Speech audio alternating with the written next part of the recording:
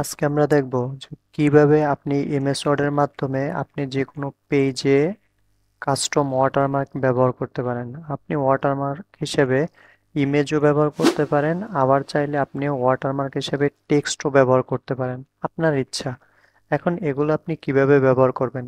এরপর আপনি চাইলে পেজের চারপাশে বর্ডার ব্যবহার করতে পারবেন।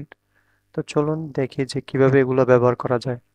আপনার প্রথমে একটা পেজ নিতে হবে, যে কোনো আপনি যে পেজে দিতে চান। আপনি যদি একটা পেজে কোনো ওয়াটারমার্ক দেন, এটা কিন্তু আপনার ওই যে ডকুমেন্টের ভিতরে যতগুলা পেজ থাকবে সবগুলা পেজে সেম ওয়াটারমার্ক আসবে। তো দেখুন আমরা এই যে টেক্সট বা ইমেজ এগুলো কিভাবে ব্যবহার করতে পারি ওয়াটারমার্ক হিসেবে। আপনি প্রথমে এই যে ফাইল থেকে নিউতে আসি, আমরা ব্ল্যাঙ্ক একটা পেজ নিলাম। দেখেন এই পেজটা কিন্তু একেবারে ব্ল্যাঙ্ক। এখন আপনি ওয়াটারমার্ক দেওয়ার জন্য এই ডিজাইনে আসবেন।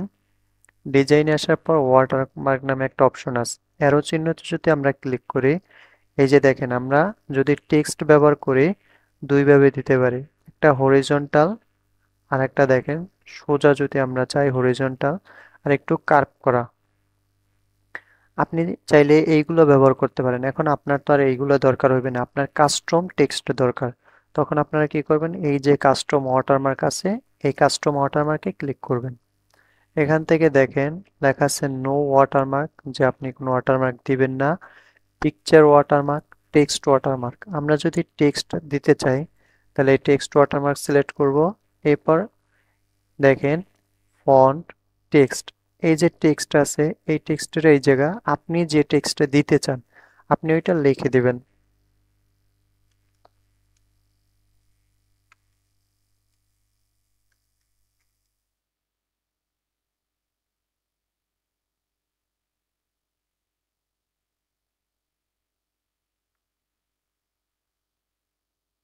ধরেন আমি এই যে অ্যাসেট প্রজেক্ট এই লেখাটা দেখাইতে চাই। এখন আপনার এই যে দেখেন ডায়াগোনাল আর হরিজন্টাল, আপনি যদি ডায়াগোনাল দেন তাহলে আপনার লেখাটা একেবারে সোজা আসবে, আর যদি হরিজন্টাল দেন তাহলে কোণাকুণি আসবে। এখন দেখেন আমরা হরিজন্টাল দিলাম, ওকে দিলাম, এই যে দেখেন এই যে সোজা আসছে।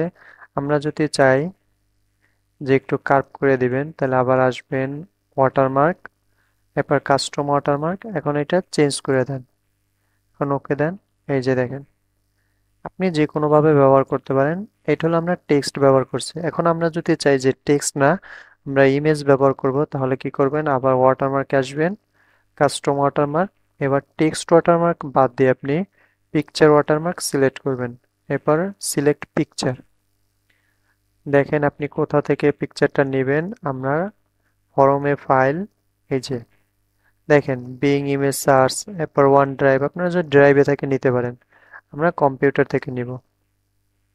তাহলে আমি আর যে জায়গা পিকচারটা আছে সিলেক্ট করে দিতে হবে, ধরেন আমি এই পিকচারটা দেব, ইনসার্ট, এরপর ওকে। দেখেন এই যে এখন কিন্তু আমি পিকচার দিয়ে দিচ্ছি ওয়াটারমার্ক হিসেবে। এটা যদি আমি আর একটা নতুন পেজ নেই তখনও সেম ওয়াটারমার্ক আসবে। এই যে দেখেন আপনি যতগুলো পেজ নেবেন প্রত্যেকটা পেজে সেম ওয়াটারমার্কই কিন্তু আসবে। এখন আপনার মনে হতে পারে যে এটা আমার দরকার নাই, আপনি যে কোনো সময় রিমুভ করতে পারবেন।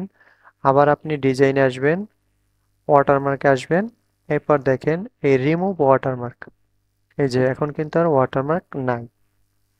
আর এরপর যদি আপনি চান যে পেজে বর্ডার দেবেন, এই যে পাশে একটা অপশন আছে পেজ বর্ডার, ক্লিক করবেন। এখন আপনি কিরকম বর্ডার দিতে চান, এই জায়গায় লেখা আছে নান, বক্স, শ্যাডো, 3D, কাস্টম, আপনি যে কোনোটা ব্যবহার করতে পারেন। দেখেন আমরা যদি বক্স দেই, বক্স দেওয়ার পর মানে বক্স আকার আসবে।